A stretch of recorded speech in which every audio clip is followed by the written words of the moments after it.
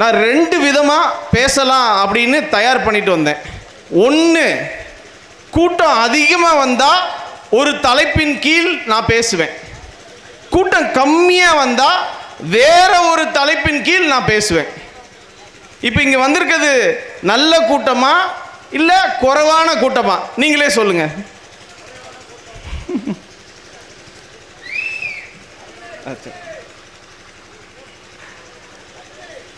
எப்படி? நல்ல கூட்டம், எந்த டவுட்டுமே கிடையாது. ₹1 காசு கொடுக்காம தான் சொந்த செலவில் பைக்கு பிடிச்சி, வண்டி பிடிச்சி, கார் பிடிச்சி வந்திருக்க இந்த கூட்டம் தான் பெரிய கூட்டம். இல்லைன்னு யாரும் மறுக்க முடியும்? நான் கேட்கிறேன். உறவே அரசியல் படு, உறவே அரசியல் படு, உறவே ஒன்றாக வாக்களி. நான் சொன்ன அதே விஷயம்தான். உறவே அரசியல் படு, உறவே ஒன்றுபட வாக்களி. பொதுவாக ஒரு வேலை, ஒரு செயல் ரொம்ப எளிமையாக இருக்குன்னு வச்சுக்கோங்க, அந்த செயலை செய்யக்கூடிய ஆட்களுடைய எண்ணிக்கை ரொம்ப ரொம்ப அதிகமாக இருக்கும். இது ஒத்துக்கிறீங்களா? எளிமையான ஒரு செயலை செய்யக்கூடியவங்களுக்கு அந்த வேலையை எல்லாருமே எளிமையாக செஞ்சுட்டா, எளிமையாக நிறைய பேர் செய்வாங்க. எந்த ஒரு வேலை ரொம்ப கடினமாக இருக்கோ, ரொம்ப பெருசாக இருக்கோ, அதை செய்யக்கூடிய ஆட்களுடைய எண்ணிக்கை குறைவாக தான் இருக்கும். 234 தொகுதியிலையும் செய்யாத ஒரு வேலையை இந்த திருமங்கலம் தொகுதியில் இருக்கக்கூடிய இந்த நாயுடு, நாயக்கர், ரெட்டியார் இளைஞர்கள் செய்றீங்க இல்லையா? அந்த பெரிய வேலையை செய்கிறனால நமக்கு ஆட்கள் கம்மியாக தான் இருக்கும். அதை பற்றின பிரச்சனை என்றைக்குமே நமக்கு கிடையாது. என்றைக்குமே மேடையில் நான் ஒரு விஷயம் சொல்லுவேன், பலியிடப்படுவதெல்லாம் ஆடுகள் மட்டும்தான், சிங்கங்கள் அல்ல. கோயில்ல பலியிடப்படுவதெல்லாம் ஆடுகள் மட்டும்தான், சிங்கங்கள் அல்ல. எப்பயுமே சிங்கங்கள் பலி கொடுக்கப்பட மாட்டாது. நாம நிறைய பேத்துக்கு ஆடு மாதிரி கண்ணில் தெரிகிறோம், அதனால நம்மளை பயன்படுத்திக்கிறாங்க. அதை மாற்றணும் அப்படின்றதுக்காக தான் இந்த விழிப்புணர்வு பொதுக்கூட்டங்கள் அடிக்கடி நம்ம நடத்துகிறோம் இந்த தொகுதியில். நான் எல்லா ஊர் பேரையும் சொல்லி அந்த ஊரை சேர்ந்தவங்களை மேலே வர வச்சு கை கோர்த்து ஒரு புகைப்படம் எடுக்கணும். அது நான் பேசினதுக்கப்புறம் அப்புறம் நிறைய பேர் பேச வேண்டியதும் இருக்குது. நிறைய பேர் நிறைய தன்னுடைய வாழ்நாள் அனுபவங்களை பகிர்றதுக்காக காத்துட்ருக்காங்க. நான் இப்போ உங்கள்கிட்ட கேட்குறேன், நம்மளுடைய இந்த அமைப்பு சரிங்களா துவங்கி செயல்பட்டு இருக்கு. இதன் மூலியமாக நம்ம ஒரு சில விஷயங்களை சொல்கிறோம். என்ன சொல்கிறோம்? இன்னைக்கு ஜனவரி 17, 2025 உங்கள் கையில் ஒரு ₹100 எடுத்துகிட்டு ஒரு பலசரக்கு கடைக்கு போகிறீங்க. பலசரக்கு கடைக்கு போகிறீங்க, ஒரு 5 பொருள் வாங்குறீங்க. எப்படி? 5 பொருள், தீப்பெட்டி, இல்லை மெழுகுவத்தி, இல்லை ஏதோ ஒரு 50 கிராம் 100 கிராம் உள்ள பொட்டுக்கடலை, ஏதோ ஒன்று நீங்கள் வாங்குறீங்க. அந்த 5 பொருள் இன்னைக்கு தேதிக்கு நீங்கள் வாங்கியிருக்கீங்க, சரிதானா? சரிதானா? அதே 5 பொருளை இதே ஜனவரி 17 2027 நீங்கள் வாங்க முடியுமா? ஏன் வாங்க முடியாது? விலைவாசி உயர்வு, ஆங்கிலத்தில் இன்ஃப்ளேஷன் சொல்லுவாங்க, பணவீக்கம். நீ வாங்கின அதே பொருளை அடுத்த வருஷம் அதே அளவுள்ள பொருளை நீ அதே விலைக்கு உன்னால் வாங்க முடியாது. ஏன்னா விலைவாசி உயர்வு. இந்த விலைவாசி உயர்வுக்கு தகுந்த மாதிரி உங்களுடைய வருமானம் உயர்ந்திருக்கா? இல்லை. ஸ்கூல் ஃபீஸு, பஸ் ஃபீஸு, வரி, தண்ணி ஊற்றுற வரி எல்லாமே விலை கூடிகிட்டே தான் இருக்குது. அதுக்கு தகுந்த மாதிரி நம்மளுடைய வாழ்வாதாரம் உயரவும் உயராது. எப்போ வரைக்கும் அப்படின்னா நம்ம எல்லாம் ஒற்றுமையாக சேர்ந்து நமக்கான குரல் எழுப்புறப்ப, நமக்கான இப்போ திருமங்கலம் தொகுதி இருக்குது அப்படின்னா இதில் இந்த எஸ்ஐஆர் படிவம் இந்த எஸ்ஐஆர் படிவத்துக்கு அப்புறம் நம்மளுடைய வாக்கு வந்து 62,500 ஜாபிதா பிரகாரம் இருக்கு. நீ உனக்கான உரிமையை என்னைக்கு கேட்டு பெற போற அதுக்கு விழிப்புணர்வு கொடுக்கறதுக்கு தான் இந்த கூட்டம். தன்னுடைய வாழ்க்கை இப்போ நாம் என்ன பண்ணிட்டு இருக்கோம்? ஏன் இந்த வேலையை எடுத்து செய்கிறோம்? நிறைய பேருக்கு புரியல. ஏன் இந்த வேலையை வந்து எடுத்து செஞ்சுட்டு மாங்குன்னு ஊரா அலைஞ்சிக்கிட்டு எல்லாரையும் கூட்டிக்கிட்டு வேலை பார்த்துட்டு இருக்காரு அப்படின்னு சொல்லி நிறைய பேர் கேட்குறீங்க. நான் வந்து ஒரே ஒரு விஷயந்தான், மனித குலத்திற்கு பாடுபடக்கூடிய ஒரு வேலையை உன் வாழ்நாளில் தேர்ந்து எடுத்து கொண்டாயே ஆனால் உனக்கு எந்த விதமான கஷ்டமும் அண்டாது. ஏன்னா அது மனித குலத்துக்கான தேவைகளாகும். உங்களால் தனிப்பட்ட சுயநலம் கலந்த மகிழ்ச்சியை உணரவே முடியாது. ஒரு 50-100 பேருக்கு சந்தோஷப்பட்டா அந்த சந்தோஷம் தான் உங்களுடைய சந்தோஷமாக இருக்கும். நாம் திரும்ப சொல்கிறது என்ன அப்படின்னா, இந்த திருமங்கலம் தொகுதிக்குள்ளே இருக்கக்கூடிய நம் உறவுகளுக்கு ஒரே ஒரு கோரிக்கை தான். உங்கள் எல்லாத்துக்கும் தெரியும் கப்பலூரில் என்ன நடக்குது. ஒரு 20 வருஷமாக நம்மளுடைய மன்னர் சிலையை வைப்பதற்கு நம்ம முயற்சி எடுக்கிறோம், ஆனால் வைக்க முடியல. அதுக்கு நிறைய காரணங்கள் இருக்குது. அதோட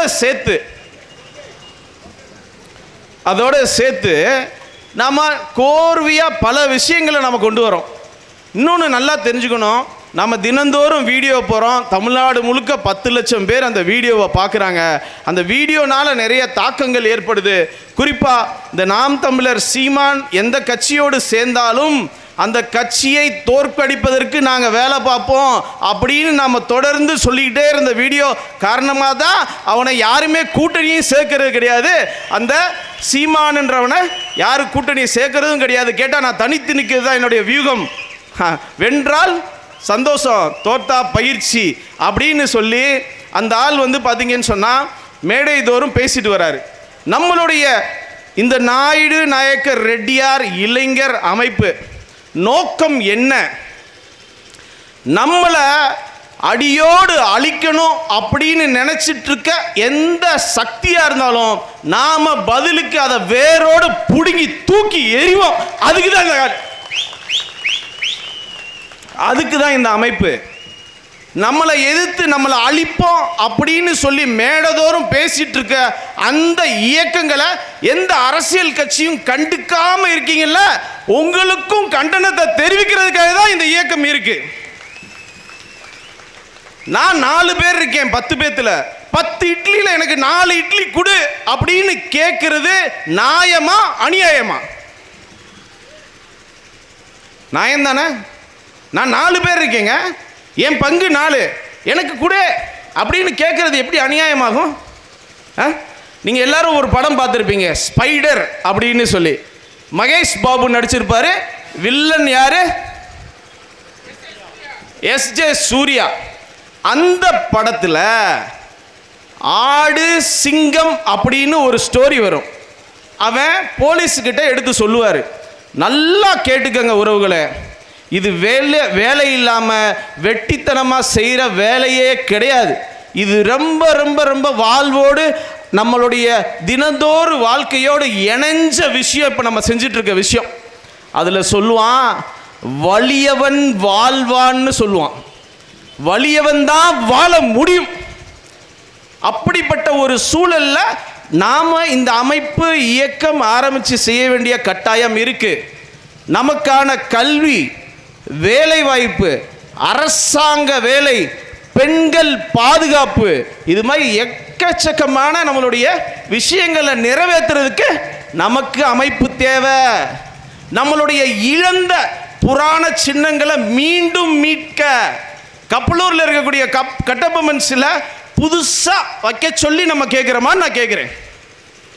ஏற்கனவே இருந்துச்சா இல்லை புதுசாக நம்ம வைக்க சொல்லி கேட்குறோமா? ஏற்கனவே இருந்த சிலையை தயவு செஞ்சு இருந்த இடத்துலையே வச்சு கொடுங்கன்னு கேட்கறது எப்படி அநியாயமாகும்? எந்த விதத்தில் இது அநியாயமாகும்? ஆக நம்மளுடைய புராண சின்னங்கள். நேற்று நான் ஒரு படம் போய் பார்த்தேன். படம் பேர் பராசக்தி. சிவகார்த்திகேயன், ஜெயம் ரவி, இன்னொரு ஆள் யாரு, அதர்வா. இதுல காந்தி மியூசியம் காந்தி மியூசியம் காந்தி மியூசியம்னு 10 தடவை சொல்றாங்க. மதுரையில் தான் அந்த படம் எடுக்கப்பட்டதா கதை வருது. அதோட சேர்த்து 10 இடத்துல தெலுங்கு சிரிக்கி தெலுங்கு சிரிக்கி தெலுங்கு கோல்ட்டி பொம்பளைன்னு 10 இடத்துல சொல்றான் அந்த பராசக்தி படத்துல. உங்களுக்கு தான் கோபமே வராதே. உங்களுக்கு கோபம் வந்திருந்தாதான் விருமாண்டி படத்துல நல்லம்ம நாயக்கனுக்கும் உனக்கு தானே பிரச்சனை, திருமல நாயக்கனுக்கும் உனக்கும் பிரச்சனையான்னு கேட்டப்பயே அந்த படத்தை கேஸை போட்டு நிறுத்த முடிஞ்சிருந்தா இன்னைக்கு இப்படி படம் எடுப்பாங்களா? இல்லை இப்படி பேசதான் நம்ம அனுமதிச்சுட்டு சும்மா உட்காந்துருப்போமா? நான் போய் பார்த்தேன் படத்தை. என்னையா அது இப்படி பேசியிருக்காங்க? நல்லா கேட்டுக்கங்க. காந்தி மியூசியமா அதனோட பேரு என்னது? அந்த இடத்துன்னு பேரு ராணிமங்கம்மாவுடைய அரண்மனை. யார் யார் சொன்னது காந்தி மியூசியம்னு? மகாத்மா காந்திக்கு சல்யூட். நீ போய் நல்லா மகாத்மா காந்திக்கு நல்ல ஒரு இடத்துல மியூசியம், நல்லா 100 கோடி 1000 கோடத்துல கட்டடாம நல்லா காந்தியை பார்த்துக்கங்க. நாங்களும் மகாத்மா காந்தியை வணங்கக்கூடிய கூட்டம் தான். ஆனா அதை ஏயா ராணிமங்கம்மாளுடைய அரண்மனைக்குள்ள காந்தியை வச்சு பேரை ஏயா ராணிமங்கம்மாள் அரண்மனையா இருந்ததா காந்தி மியூசியமா படங்கள்ல காட்டுற அளவுக்கு வந்திருக்கு. நம்ம கேட்டோமா?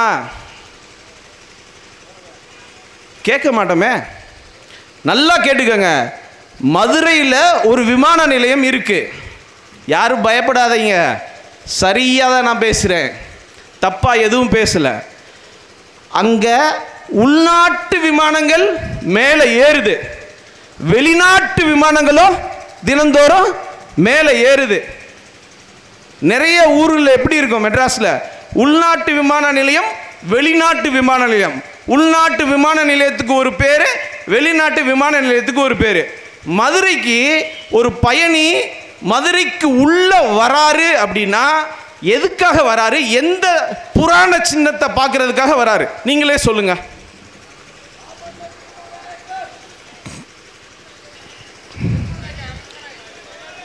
ஃபர்ஸ்ட் மீனாட்சி அம்மன் கோயில். ஒரு 10க்கு 10 இருந்த கோயிலை உலக அதிசயத்தில் 7ஆம் இடத்துக்கு கொண்டு சென்ற மன்னர் திருமலை நாயக்கர் கட்டிய அந்த மீனாட்சி அம்மன் கோயில் பார்க்க தான் 1 கோடி மக்களுக்கு மேல மக்கள் விமானத்திலையும் ட்ரெயின்லையும் பஸ்லையும் படையெடுத்து மதுரைக்கு வரான். இது மறுக்க முடியுமா? இந்த எவிடன்ஸ் யாராவது இல்லைன்னு சொல்ல முடியுமா? கருவறைக்குள்ள யாருக்குங்க சிலை இருக்கு? அது மறைக்க முடியுமா? அதோட சேர்த்து மன்னர் திருமலை நாயக்கர், இன்னைக்கு நான் சால்வை வாங்குறதுக்காண்டி திருமலை நாயக்கர் மஹால் பக்கத்தில் மத்தியானம் போனேன். அவ்வளவு கூட்டம், ஊரே வெறிச்சோடி இருக்கு. ஆனால் திருமலை நாயக்கர் மஹால் பக்கத்தில் கூட்டம் கூட்டம் கூட்டம். காசு 500 ரூபா நோட்டா வந்து வெளிநாட்டை சேர்ந்தவன், வெளி மாநிலத்தை சேர்ந்தவன் அடிக்கிறான். ஹோட்டல் ஃபுல்லும் நிறைஞ்சிருக்கு, ஆட்டோ ஓடுது, பைக் ஓடுது, உள்ள பண புழக்கம் புழங்குது. இதுக்கெல்லாம் காரணம் இந்த புராண சின்னங்கள். இந்த புராண சின்னங்களை பார்க்கறதுக்காக தான் உள்ள வரான். தெப்பக்குளம் அழகர் கோயிலே, காந்தி மியூசியமா, ராணிமங்கம்மாள் அரண்மனையா? 3ஆவதா எங்க வரான்? ராணிமங்கம்மாள் அரண்மனையை பார்க்க வரான். என்னன்னு? மகாத்மா காந்தி முதலா சட்டையை திறந்த இடம் அந்த இடம் அப்படின்னு சொல்லி அதுக்கு காந்தி மியூசியம் மாத்திடுறான். அப்போ உள்ள ஒரு டூரிஸ்ட் உள்ள வரான். ஆங்கிலத்தில் பெர் கேபிட்டா இன்கம் அப்படின்னு சொல்லுவாங்க, தனி மனிதனுடைய வருமானம். அதை அதிகப்படுத்துறதுக்கு காரணமாக இருக்கக்கூடிய நம்ம புராண சின்னங்களாக இருக்கக்கூடிய இந்த 3 முக்கிய இடங்களை பார்க்கறதுக்கு தான் ஒரு வெளி மாநிலம், வெளிநாட்டிலேருந்து ஒரு பயணி மதுரைக்குள்ளே வரான். அப்போ நாம் என்ன கேட்குறோம்? இன்டர்நேஷ்னல் ஏர்போர்ட்டுக்கு மன்னர் இல்லை, டொமஸ்டிக் ஏர்போர்ட்டுக்கு மன்னர் திருமலை நாயக்கருடைய பெயரை சூட்டுங்க. வெளிநாட்டு இன்டர்நேஷ்னல் ஏர்போர்ட்டுக்கு ஐயா பசுமன் முத்துராமலிங்க தேவர் ஐயாவுடைய பெயரை சூட்டுங்க. எங்களுக்கு அதில் எந்த விதமான ஆட்சேபனையும் கிடையாது. அதே தான், இதே கப்பலூரில் தான் நான் சொல்கிறேன். நீங்கள் சிலை வைக்கணும்னு சொல்லி நம்ம கேட்குறப்ப இங்கே செவரக்கோட்டையில் நம்ம ஐயா மருதுபாண்டியர் அவர்களுக்கு சிலை வச்சாங்க. ரொம்ப சந்தோஷம், நாம் வரவேற்கிறோம். நம்ம வரவேற்கிறோமா? எல்லாரும் வரவேற்கிறோம் இல்லையா? சின்ன மருது ஐயாவுக்கும் பெரிய மருது ஐயாவுக்கும் இங்கே செவரக்கோட்டையில் செலை வச்சது வரவேற்கிறோம் தானே? அதே போல எங்களுக்கும் தயவு செஞ்சு கெஞ்சி கேட்குறேன், இருந்த இடத்துல எங்கள் சிலையை வச்சு கொடுங்க. இது தப்பா? எப்படிங்க நியாயமான விஷயத்தை கேட்கறதுக்கு ஏங்க நீங்கள் அஞ்சுறீங்க, பயப்படுறீங்க, தயங்குறீங்க? யாருமே தப்பாக நினைக்க மாட்டாங்க, எல்லாரும் ஆதரவு தான் தெரிவிப்பாங்க. அதை நீங்கள் முதல்ல நல்லா புரிஞ்சுக்கோங்க. நம்மளுடைய புராண சின்னங்கள் நல்லா கேட்டுக்கோங்க. ஒரு 50-60 வருஷத்துக்கு முன்னாடி நம்ம நைனாமார்க எடுத்த முடிவுனால தான் இன்னைக்கு இந்த சமுதாயம் இந்த இடத்துல இருக்கு. இது இப்படியே விட்டுட்டுலாம் போக முடியாது. இன்னைக்கு சரியான முடிவு எடுக்கணும். அந்த முடிவே நம்ம பிள்ளைகளுக்கு பெரிய அளவுக்கு பலன் கொடுக்குற மாதிரி இருக்கணும். அதுக்காக தான் கத்திட்டு இருக்கோம். இல்லைங்க, நான் இன்ஜினியரிங் படித்தேன், ஐடி கம்பெனியில் வேலை பார்க்குறேன், நான் வெளியூரில் ஹோட்டல் வச்சுருக்கேன், எனக்கும் அரசியலுக்கும் சம்பந்தம் இல்லை, தேவையில்லை. ஓ அப்படியா? உனக்கு அரசியல் சம்மந்தம் இல்லை, தேவையில்லையா? அரசியல் ஒரு சாக்கடை. ஓ அப்படியா? பரவாயில்லையே.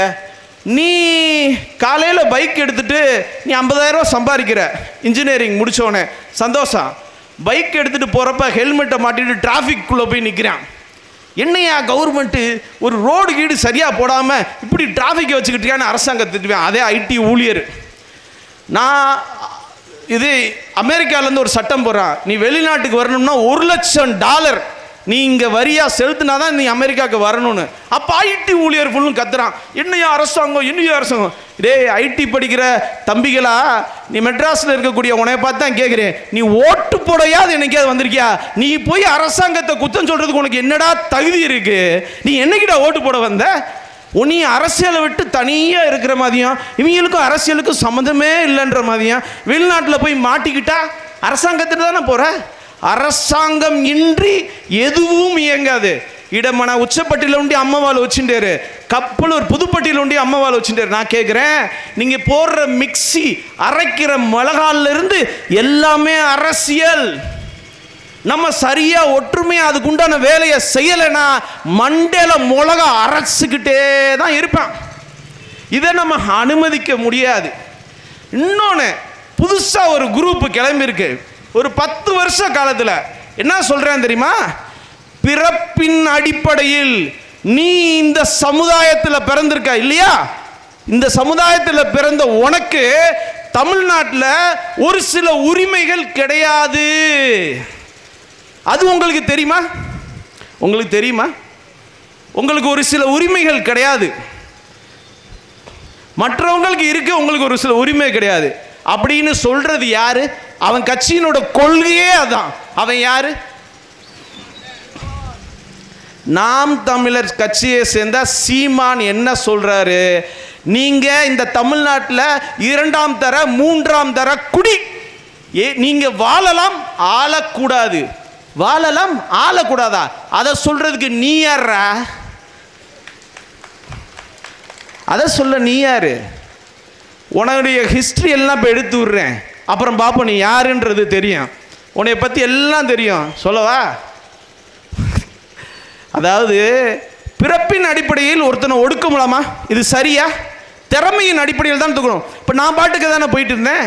ஏன்னா நீ எப்போ பார்த்தாலும் கொல்ட்டி, வடுக, வந்தேரி, பாளையக்காரர்களே, நீ ஆந்திரா போ, தெலுங்கானா போ அப்படின்னு பேசின அந்த சீமான், அந்த கட்சி வேரோடு அந்த கட்சியை அழிப்போம், அழிச்சு காட்டுறேன்.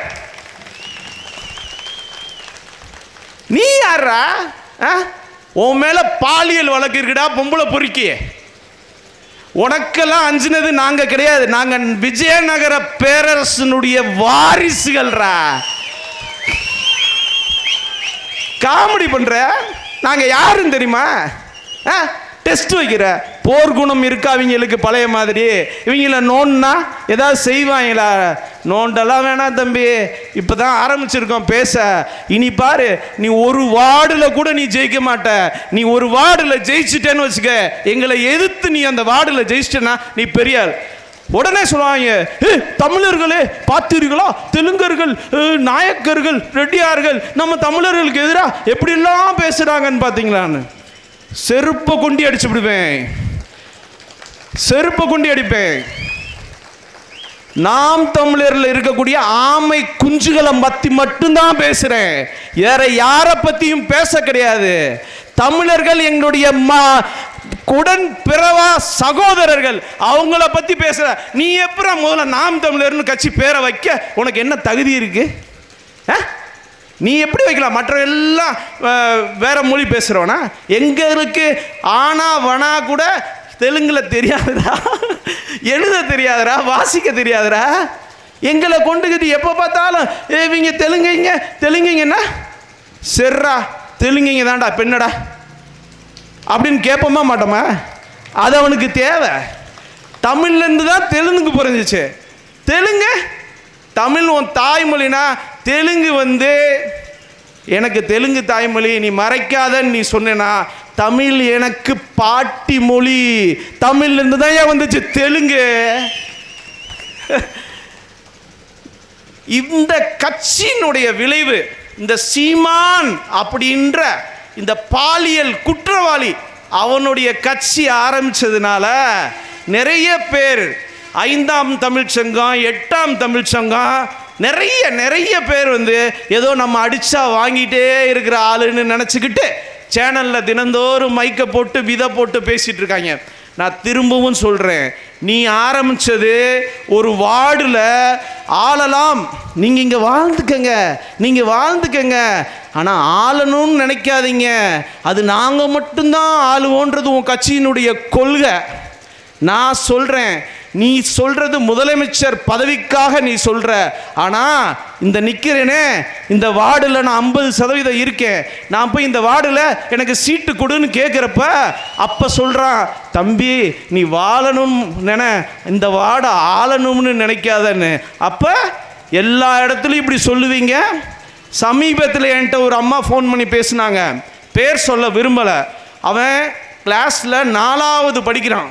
அந்த அம்மாவுடைய பையன் பக்கத்தில் இருக்கக்கூடிய இன்னொரு பையன் அவனை தினந்தோறும் வந்தேரின்னு கூப்பிட்றான். அவங்க அந்த பையன் இந்த அம்மாட்ட போய் வந்தேரிட்ட ஏமிமா அப்படின்னு கேட்குறான். வந்தேரின்னா என்னம்மா? என்னை பக்கத்தில் ஒரு கிளாஸில் ஒரு பையன் டெய்லி வந்தேரின்னு சொல்கிறாம்மா. அப்படியாப்பா, நீ அதை விட்டுரு, அவங்க அம்மாட்ட ஒரு வார்த்தை சொல்லி சரி கட்டிடலாம். இப்போ எந்த அளவுக்கு நம்ம பேசாமல் விட்டு வச்சுட்டே இருக்கிறோம். இவன் வளர்ந்து நீங்கள் நினைக்கிறீங்க அவன் வெறும் 36 லட்சம் ஓட்டு வாங்கியிருக்கான், 8% தானே வாங்கியிருக்கான், இவனை பார்த்து நம்ம பயப்படணுமான்னு. ஆமாம்மா, நம்ம அப்படியே 12% 15% ஓட்டு வாங்கி ஒரு கட்சியாக உருவாகி அப்படியே உட்காந்துருக்கோம் பாரு, அவனை பற்றி பேசாதன்னு சொல்கிறதுக்கு. நான் சொல்கிறேன், அவன் கட்சியில் இருக்க 10 லட்சம் பேராவது நம்மளை அழிச்சே தீரணுன்ற முழு முடிவோடு இருக்கிறான். நாம் பட திரட்டணுமா வேணாமா? நாம் அவனை எதிர்த்து பேசணுமா வேணாமா? பயப்படணுமா? நான் திரும்பவும் சொல்கிறேன், இந்த செலக்டிவ் அமினீஷியான்னு சொல்லுவாங்க. திருவண்ணாமலையில் தெலுங்கர்கள் கன்னடர்கள் எல்லாருமே சாமி தரிசனம் செய்ய வராங்க. அதிகபட்சமாக தெலுங்கர்கள் வராங்க. அங்கே கடை வச்சிருக்கிறது எல்லாம் 99.9% தமிழர்கள். இவங்க வரனால யாருக்கு வருமானம்? கடை வச்சிருக்க 99.9% மக்களுக்கு வருமானம். அப்படி தானே? ஆனால் இவன் என்ன பிரச்சாரம் பண்ணுறான் தெரியுமா? தெலுங்கர்கள் திருவண்ணாமலையை ஆக்கிரமித்து விட்டார்கள், இனி அடுத்து மதுரை, அடுத்து கன்னியாகுமரி அப்படின்னு சொல்லி பிரச்சாரம் பண்ணுறான். இதை நாம் அனுமதிக்க முடியாது. அதே திருவண்ணாமலையில் ஆந்திராவிலிருந்து காலையில் 4 மணிக்கு காய்கறி இறக்க வந்த அந்த பிள்ளைய 2 காவல்துறை டிராஃபிக் போலீஸ் அட்டம்ப்ட் ரேப்பு. இதே நாம் தமிழரை சேர்ந்த ஆமை குஞ்சுகள் எந்த மேடையிலையாவது இப்படி ஒரு இளம் பெண்ணுக்கு நடந்திருக்குன்னு நீ பேசியிருக்கியா? பேச மாட்ட. ஏன் பேச மாட்ட? உனக்கு வந்தா ரத்தம், எங்களுக்கு வந்தா உனக்கு தக்காளி சட்னியாடா. நான் திரும்பவும் சொல்றேன், இந்த நாம் தமிழர் அப்படின்ற ஒரு கட்சி பயங்கரவாத தீவிரவாத அமைப்பு. இந்த கட்சியை தடை பண்ணுங்க. இவன் பெரிய மத கலவரத்தையும் ஜாதி கலவரத்தையும் உருவாக்கிட்டு இருக்கான். நான் திரும்பவும் சொல்றேன், நாங்க சாது, என் வேலை உண்டு நான் உண்டுன்னு இருந்த என்னையவே கிளப்பி விட்டானே, என்னையவே பேச வச்சுட்டானே. நான் இனி சும்மா விடுவேனா? எங்கள் வீட்டு பிள்ளைகளை பற்றி நீ கொல்ட்டின்னு பேசுகிற உன் மேடைகள் தோறும் உங்களை பற்றி நாங்கள் பேசினா தப்பாடா? அதுக்கு நாங்கள் பயந்துருவோமாடா? நீ தமிழர் தமிழர் ஒன்றும் ஆகாது தம்பி, பப்புலாம் எங்கிட்ட வேகாது, வாழ்தான். நாங்கள் விஜயநகர பேரரசு, திரும்ப விஜயநகர பேரரசு அமைக்கணுமான்னு நான் கேட்குறேன். நல்லா கேட்டுக்கோங்க உறவுகளே, நம்மளுடைய வீரபாண்டிய கட்டபொம்மன் திருச்செந்தூருக்கு கொடுத்த கோயில் மணி இன்னைக்கு வரைக்கும் அங்க ஒழிச்சிட்டு இருக்கு. அதுக்கு இவன் பதில் சொல்லுவானா? எங்க மன்னர் வீரபாண்டிய கட்டபொம்மனோட உங்க அண்ணன் பெரிய முருக பக்தனடா. நல்லா கேட்டுக்கங்க, இவன் பண்றது எல்லாமே டுபாக்கூரு.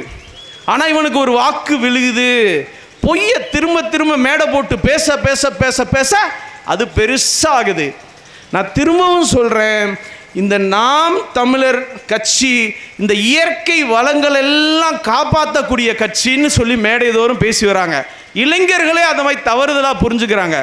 நான் சொல்கிறேன், என்னைக்காவது உங்கள் நொன்ன விவி மினரல்ஸ் தூத்துக்குடி, அவர் பேர் என்ன, வைகுண்டராஜனை பற்றி உங்கள் அண்ணன் என்னைக்காவது பேசியிருக்காரா? அதை விட வாடா இயற்கை மணல் கொள்ளைய அடிச்சிட்டு இருக்க ஒரு பிஸ்னஸ் மேன் இந்த ஊரில் இருக்கா? நீ பேசுவியா? ஏன் பேச மாட்ட? உனக்கு வருது பங்கு, அதனால் நீ பேச மாட்ட. நான் திரும்பவும் சொல்கிறேன், நாங்கள் பாட்டுக்கு எங்கள் வேலை உண்டு நாங்கள் உண்டுன்னு இருக்கோம். நீ கட்டபொம்மனை திருடன் அப்படின்னு உன் மேடைகளில் நீ பேசுகிறியா இல்லையா? இதே சாட்டை துரைமுருகன் எனும் இன்னொரு பொம்பளை பொறுக்கி இன்னொருத்தன் கட்டபொம்மன் திருடன் பாரிஜாலன்னு ஒருத்தர் இருக்கான். அவன் இப்போதான் அவனும் அதே தான் சொல்கிறான். டேய், கட்டபொம்மனுடைய படையில் இருக்கக்கூடிய அனைத்து சமுதாய மக்களுடைய மன்னர்களையும் நீ அதே லிஸ்ட்டில் சேர்க்கிற. இதே சீமான் மன்னர் திருமலை நாயக்கரனுடைய அரண்மனைய அவமான சின்னம், நான் ஆட்சிக்கு வந்தால் உடைப்பேன் அப்படின்னு பேசினப்பையும் நம்ம பேசலை. என்ன பேசினாலும் நம்ம பேசுறது இல்லை. இப்போ சொர்க்கவாசல்னு ஒரு திரைப்படத்தில் ஒரு பொறுக்கி கேரக்டருக்கு கட்டபொம்மன் பேர் வச்சுருந்தாங்க. நான் ஹைகோர்ட்டில் ரிட்டு போட்டு அந்த படத்தை நீங்கள் ஓடிடி தளத்தில் ரிலீஸ் பண்ணக்கூடாதுன்னு தடை வாங்கினேன். தொடர்ந்து செய்வேன். எதற்கும் நம்ம தயங்க போகிறதே கிடையாது. ஏங்க, இது கருத்தியல் ரியலான போர், கருத்தியல் ரீதியாக பேசுங்க. நீங்கள் இந்த மண்ணை ஆளக்கூடிய மு.க. ஸ்டாலின் அவர்கள் ஒரு தெலுங்கர் அப்படின்னு சொல்லி பிரச்சாரம் பண்ணுறான். நான் கேட்குறேன், தமிழ்நாட்டில் தமிழர்களே ஆளவே இல்லை அப்படின்னு நீ பிரச்சாரம் பண்ணுற, அப்படி தானப்பா? காமராஜர் யாருப்பா? ஓபிஎஸ் யாருப்பா? உன் கூற்றுக்கே போவோம்ப்பா. இபிஎஸ் யாருப்பா? ஏன்பா, நான் திரும்பவும் சொல்கிறேன், கேரள மண், அந்த மண்ணை ஆளக்கூடியவன் அந்த மண்ணை சார்ந்தவனாக இருக்கான், அந்த மண்ணுக்கான அப்பனாக இருக்கான். அதுதான் அங்கே மணல் மலை எதுவுமே கொள்ளை போகிறது இல்லை அப்படின்னு பேசுகிற. அப்படி யார்? சீமானு. நான் கேட்குறேன், அதே கேரளாவில் தான் லாட்ரி சீட்டு விற்கிறாங்க. டெய்லி 200 சம்பாதிக்கிறவன் 100 லாட்ரி டிக்கெட்டு கொடுத்துட்றான். அங்கே தான் அதிகமான மது விற்பனை நடக்குது. நீ ஆந்திரா, தெலுங்கானா, கர்நாடகா எல்லாத்தையும் மண்ணை சேர்ந்தவங்க தான் ஆள்றாங்க. உன் கூற்றுக்கே வந்தாலும் சரி, நீ எங்கெல்லாம் உனக்கு ஒரு வக்கர புத்தியில் எங்கெல்லாம் எங்களை இழிவுபடுத்த முடியுமோ, எங்கெல்லாம் அசிங்கப்படுத்த முடியுமோ, அந்த மாதிரி கருத்துக்களை மட்டும் திரும்ப திரும்ப திரும்ப எடுத்து நீ பேசுகிற. நான் திரும்பவும் சொல்கிறேன், 1956 மொழிவாரி மாநிலம் பிரிப்பதற்கு முன்பு இருந்தே நாம இங்க இருக்கிறோம். சரிதானா? எப்ப பிரிச்ச? 56க்கு முன்னாடி வேற கதை, 56க்கு பின்னாடி வேற கதை. நாங்க இங்க 427 வருஷமா இருக்கிறோம். நீ என்னைய இன்னைக்கு இந்த மண்ணில் நீ வாழலாம், ஆளக்கூடாதுன்னு சொல்றியே, நீ தாண்டா மலையாளி. உங்க அம்மா பேர் என்னடா? ஓ ஆர்ஜின் என்னடா? நீ யாருடா முதல்ல? நீ யார் முதல்ல? எங்களை பற்றி பேசுறதுக்கு உனக்கு என்ன தகுதி இருக்கு? இதே ஈழம் மலரணும்னு நம்ம அண்டை நாட்டில் இலங்கையில் தனியாக ஒரு நாடு வேணும், ஈழம் மலரணும்னு போராடுறப்ப 63 பேர் தீக்குளிச்சு இறந்தாங்க. அதில் 9 பேர் இந்த நாயக்கர் சமுதாயத்தை சேர்ந்தவங்க. மறந்துடாதடா தற்குறி நாய. திரும்பவும் சொல்கிறேன், இந்த நாம் தமிழர் கட்சியினுடைய நிறைய விஷயங்கள், நான் இதே நடராஜ நாயுடுன்னு விருதுநகரை சேர்ந்தவர் தான் விடுதலை புலிகளுடைய கொடியை உருவாக்குனவர். இப்போ வந்தாரே வாடிப்பட்டியிலேருந்து மணி, அந்த வாடிப்பட்டி பக்கத்தில் தான் நாம் நம்மளுடைய சொந்த இடத்த விடுதலை புலிகளுக்கு கொடுத்து போர் பயிற்சி செய்கிறதுக்கு அனுமதித்தோம். எல்லாத்தையும் மறைக்க பார்க்குற, நாங்கள் பேசலைன்னா எல்லாம் மறைஞ்சிரும். சத்தியமாக நான் சொல்கிறேன், இந்த சீமான் அந்த இறுதி கட்ட போர், கடைசி நேரம் நம்மளுடைய தமிழ் தொப்புள் கொடி உறவுகள் இலங்கையில் அழிஞ்சிட்டு இருக்க நேரம், இந்த தற்குறி பீஸு என்ன பண்ணிட்டு இருந்துச்சு தெரியுமா? என்ன பண்ணிட்டு இருந்தாரு? ஆமக்கறி தான் என்ன பண்ணிட்டு இருந்தாரு? இறுதி கட்ட போர் நடக்கிறப்போ இதே சீமானு மதுரை ஃபார்ச்சூன் பாண்டியன் ஹோட்டல்ல விஜயலட்சுமியோட மாமே பொறுக்கி இல்லைம்மா, அது அந்த வீடியோ பார்த்துருக்கீங்களா? ஏண்டா அங்கே எல்லாம் செத்துட்டு இருக்காங்க, நீங்கள் ரூமை போட்டு கூத்தடிச்சுக்கிட்டு இருந்தவன் நீ எங்களை தமிழ இல்லைன்னு பேசுறதுக்கு உனக்கு என்னடா தகுதி இருக்கு? பாலியல் குற்றவாளின்னு எங்கள் அண்ணனை நீங்கள் எப்படி சொல்லலாம்? உங்கள் அண்ணனை ஏன் தம்பி சொல்லக்கூடாது?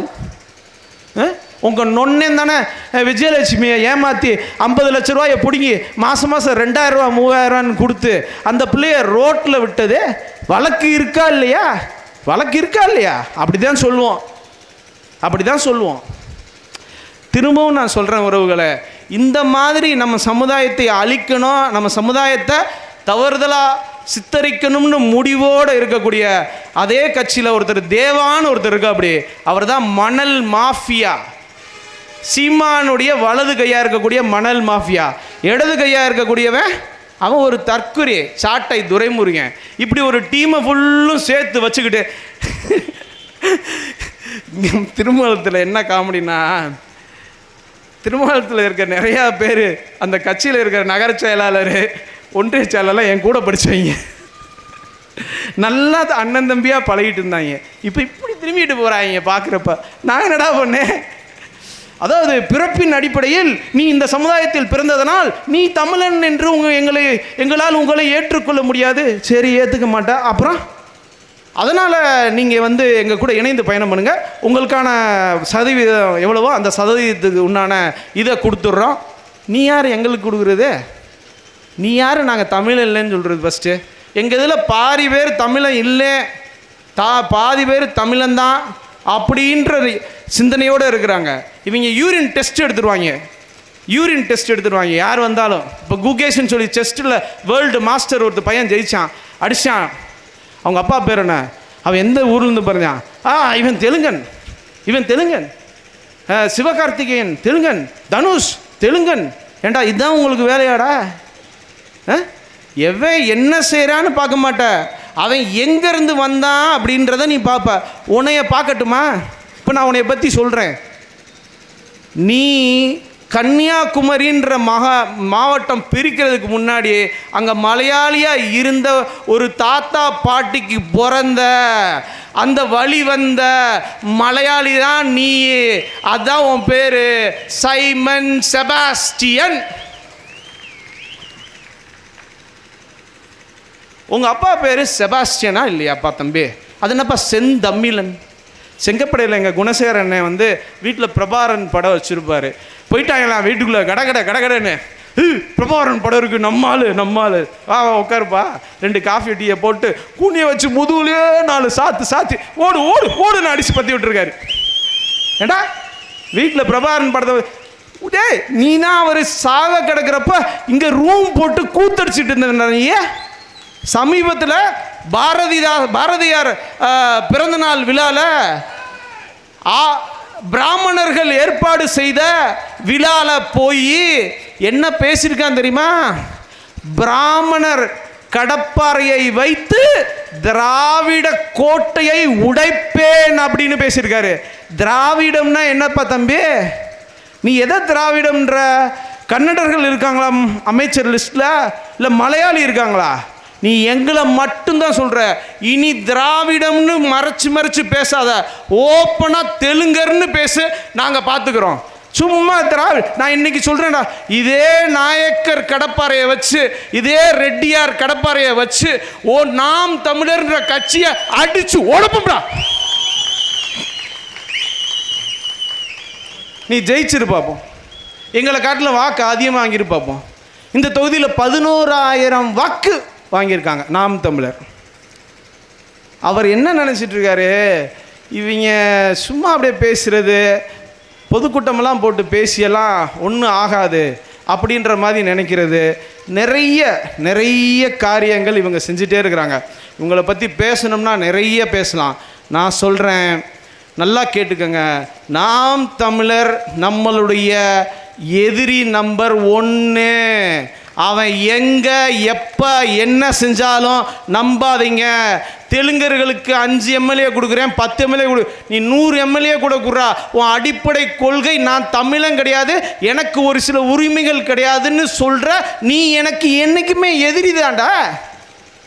அதோட சேர்த்துக்கங்க, நம்மளுடைய பிரச்சனையை கட்டபொம்மன் சிலை மாதிரி, பெரியார் கட்டபொம்மன் சிலை வெண்கல சிலை கேட்குற மாதிரி, காந்தி மியூசியத்தை ராணிமங்கம்மாள் அரண்மனையாக மாற்று அப்படின்னு சொல்கிற மாதிரி, மதுரை விமான நிலையத்துக்கு மன்ன திருமலை நாயக்கர் பெயர் வை அப்படின்னு சொல்கிற மாதிரியான நிறைய கோரிக்கைகளை கேட்டும் கேட்காம, எப்படிப்பட்ட பிரச்சனை வந்தாலும் வாயே திறக்காத அரசியல் கட்சிகள் இருக்காங்க இல்லைங்களா?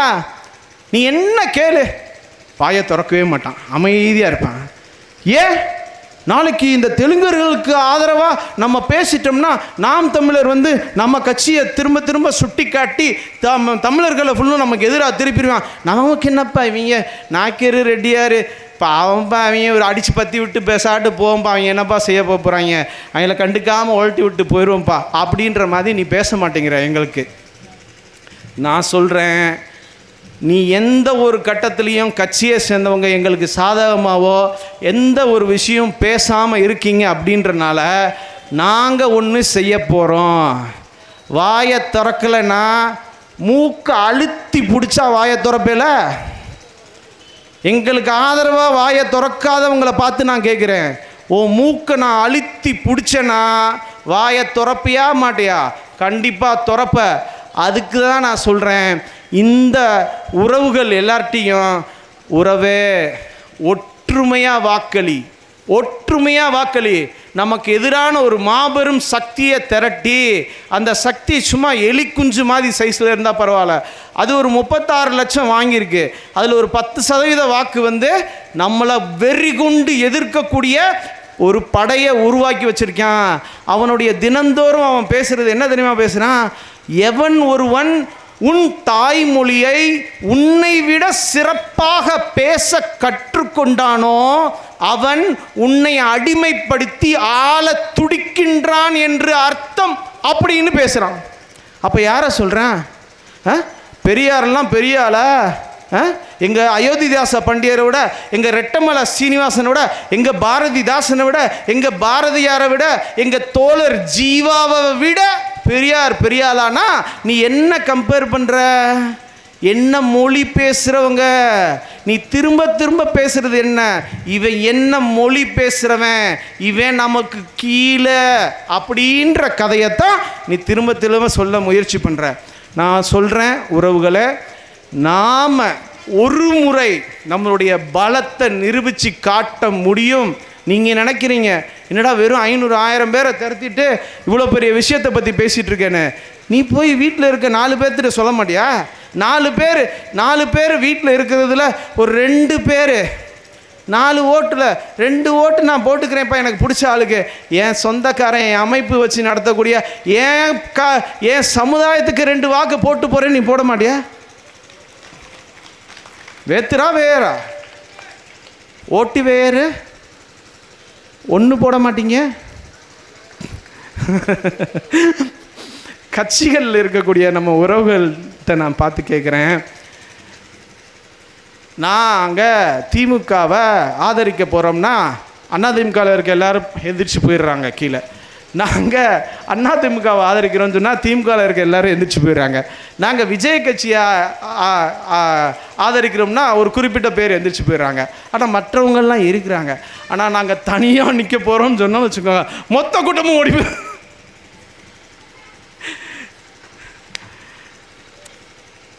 இது மாறும், மாற்ற முடியும். அதற்காக தான் பேசிகிட்ருக்கோம், அதுக்காக தான் போராடுறோம். திரும்பவும் நம்ம ஊர்களில் இருக்கக்கூடிய நம் சொந்தங்களுக்கு இருக்கக்கூடிய பிரச்சனை. இப்போ மீனாட்சிபுரம் நம்ம நைனா அவங்க பேசுகிறப்ப கூட சொன்னாங்க, நிலத்தடி நீர் சரியாக இல்லைன்னு சொல்லி. நல்லா கேட்டுக்கோங்க, பொதுமக்களுக்கான எல்லா பிரச்சனைக்கும் நம்ம குரல் கொடுப்போம். இதே டோல்கேட்டு இந்த ஊருக்கு இடைஞ்சலாக இருக்கா இல்லையா? கப்பலூர் டோல்கேட்டு அதை அகற்றணுன்றதுக்கு நம்ம குரல் கொடுக்குறோமா? சைடில் 2 வீலர் போகிற பாதை இவ்வளோண்டா இருக்குது, மண்ணாக இருக்குது, சறுக்கி விழுகிறான். காசு கொடுத்து போட்டவனுக்கு ஒரு மரியாதை, காசு கொடுக்காம போட 2 வீலர்காரருக்கு ஒரு மரியாதையா? கடந்த 2 வருஷத்தில் ஆயிரக்கணக்கான மரக்கன்றுகள் நம்ம நட்டிருக்கோம். ஆன்லைன் ரம்மியை தடை பண்ணுன்னு நான் வழக்கு போட்டிருக்கேன்.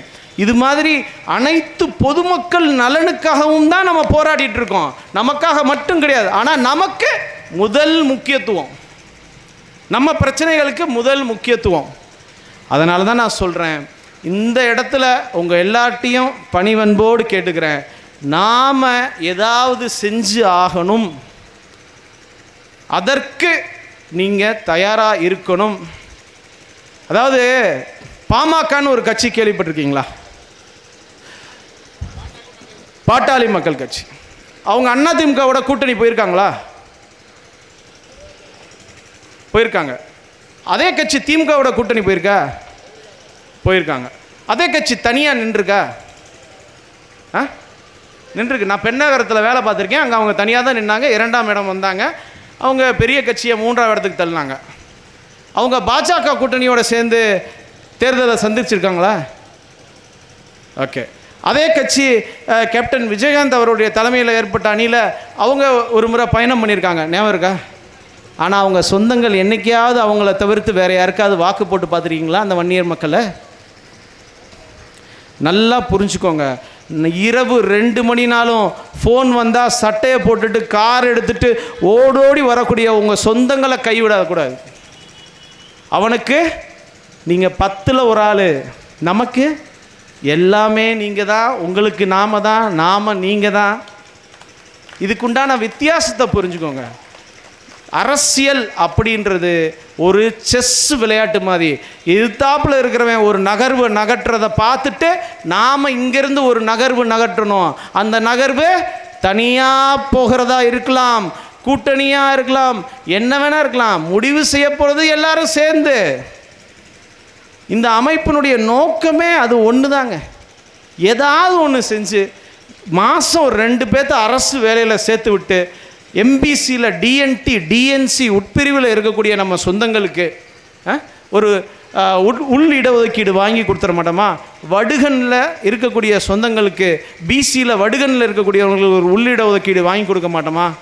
அது என்னைக்கு நடக்கும் அப்படின்ற எண்ணத்துக்கெல்லாம் என்னைக்கு நம்ம ஒன்றா கூடி வரப்போகிறோம்? என்னைய அடித்தாங்கன்னா, என்ன நம்ம கூட பிரச்சனை பண்ணாங்கன்னா கண்டிப்பாக நம்ம ஒன்றா சேருவோன்னு நினைக்கிறேன். நல்லா தெரிஞ்சுக்கங்க, அந்த பட்டனை அமுக்கிறப்ப கீன்னு ஒரு சத்தம் வருதுல்ல, அந்த சத்தத்தில் இருக்குது நம்மளுடைய வளர்ச்சி, வீழ்ச்சி எல்லாமே. நீங்கள் வீட்டில் போய் யோசிக்க வேண்டியது இதுதான். நம்மளுடைய உறவுகள் எப்பயுமே ஒரே விதமான சிந்தனையில் இருங்க. எந்த விதமான குழப்பமும் வேணாம். நான் இந்த மேடையில் நிறைய கருத்துக்கள் பேசணும் அப்படின்ற ஒரு இதோடு தான் வந்தேன். ஆனால் இந்த இடத்த விட்டு இப்படி தாண்டி இங்கிட்டு டோல்கேட்டு தாண்டதுக்குள்ளே, இங்கிட்டு மீனாட்சி தேட்டர் தாண்டதுக்குள்ளே இப்படி ஒரு கூட்டம் நடந்ததே மறந்துடுவோம். யாருக்காவது ஞாபகம் இருக்குமா? நமக்கு இருக்கிற பிரச்சனையில் இஎம்ஐ அது இது இப்படி அப்படின்னு சொல்லி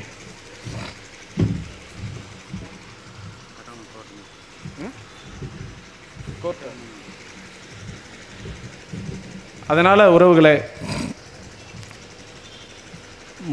மந்தையில் இருந்து பிரிந்து சென்ற ஒரு ஆட்டுக்குட்டி, அந்த ஆட்டுக்குட்டியினுடைய பாதை கூட சரியாக இருக்கலாம், நாம தான் அந்த ஆடு. நம்மளுடைய நைனாம, நான் ஒரு ஊருக்கு போனேன். என்ன பரத்தனே ஒரே ஒரு காரில் வந்திருக்கீங்க, ஒரு 4-5 காரில் வந்து அளப்பறையாக இருக்கும்ல அப்படின்னு சொல்லி ஒரு பையன் கேட்டான். நான் கேட்டேன், கேட்கணும்னு நினச்சேன். நம்மளுடைய உறவுகள் பண்பாட்டு கழகத்தில் இருந்து சைக்கிளில் பைக்கில் அலைஞ்சு திரிஞ்சு மக்கள்கிட்ட டொனேஷன் வாங்கி அவங்கள்ட்டையே காசு வாங்கி அவங்களுக்கு உண்டான நல்லது கெட்டது எல்லாம் செஞ்சு அவங்கள மதிக்கலை, அவங்கள தலையில் வச்சு கொண்டாடலை. இந்த மாதிரி 5 கார் 10 காரில் வந்து உங்கள் எல்லாத்தையும் காட்டிட்டு பொட்டி வாங்கிட்டு ஏமாற்றிட்டு போயிடுவேன். அதுவா நமக்கு வேணும்? இல்லை காரில் வந்து இந்த ஊருக்கு 10,000 ரூபா டொனேஷன் தரேன்னு செக்கு கொடுக்குறவனை நம்பி எல்லோரும் என்ன பண்ணிடுறான், இவன் அரசு வேலை வாங்கி தருவான்னு சொல்லி ஒரு பொறுக்கிக்கு போய் 5 லட்சம் 10 லட்சம்னு கொடுத்துறீங்க. அவன் பேர் என்ன தெரியுமா? துளசிராமன். ஆனால் இன்றைக்கி என்ன பேரோட சுற்றுறான் தெரியுமா? இளைய கட்டபொம்மன்ற பேரில் சுற்றுறான். நல்லா நம்ம ஞாபகம் வச்சுக்க வேண்டிய விஷயம் ஒன்று தான், யாரையுமே நம்ப வேண்டாம். இந்த இனத்துக்கு உண்மையாக பாடுபடக்கூடியவங்களை வந்து நம்ம தலையில் தூக்கி வச்சு கொண்டாடணும். அந்த வகையில் நம்மளுடைய இந்த உறவு, இன்றைக்கி நம்ம பேசிகிட்டு இருக்க இந்த உறவு மிக மிக மிக மிக முக்கியமானது. இது அடுத்த கட்டத்துக்கு கொண்டு போகணும். சின்ன சின்ன விஷயங்கள் தான் நாளைக்கு பெரிய விஷயமாக வளர்ந்து நிற்கும் அப்படின்றத இந்த தருணத்தில் நான் தெரிஞ்சுக்கிறேன். இன்னொரு முக்கியமான விஷயம்,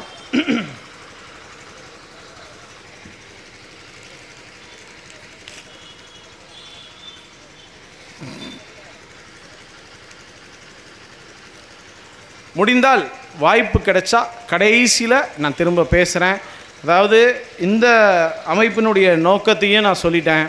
என்னாலையும் நம்மனாலையும் நல்லா காசு கொடுத்து வண்டிகள் பிடிச்சி நிறைய பேரை இறக்க முடியும், அது உண்மை கிடையாது. இந்த நாம் தமிழர் கட்சி போன தேர்தலில் விழுப்புரத்தில் ஒரு 20,000 ஓட்டு வாங்கியிருந்தாங்க.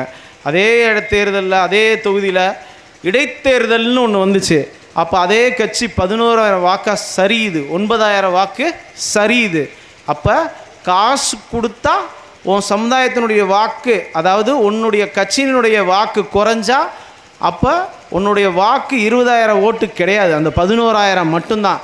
அதே மாதிரி தான் நானும் சொல்கிறேன். இங்கே ஆள் காசு கொடுத்து கூப்பிட்டு வந்து உட்கார வைக்கிறது என்றைக்குமே வேஸ்ட்டு. அது செய்ய போகிறதும் கிடையாது, அதனால நமக்கு எந்த பலனும் கிடையாது. நமக்கு புரிஞ்சு இந்த கருத்தை ஏற்றுக்கிட்டு வரக்கூடிய சொந்தங்கள் மட்டும்தான் நமக்கு தேவை.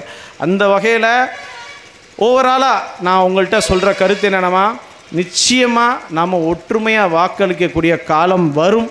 அதற்கான ஒரு முன்னெடுப்பை நம்ம எடுத்து நடத்திட்டு இருக்கோம். இப்போ நான் பேசின எல்லா கருத்தையும் நீங்கள் உள் வாங்கியிருப்பீங்க.